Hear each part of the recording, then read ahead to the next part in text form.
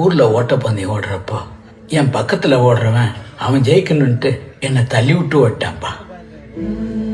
அன்னைக்கு உடஞ்ச காலு இன்னும் நான் தாங்கி தாங்கி தான்ப்பா நடக்கிறேன்.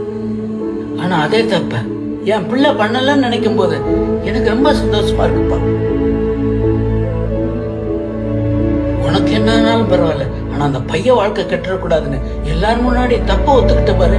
அப்பயே நீ ஏன் பிள்ளைதான்ப்பா. எல்லாம் போச்சேன்னு வருத்தப்படாத கண்ணு, திரும்ப எழுந்து ஓடு.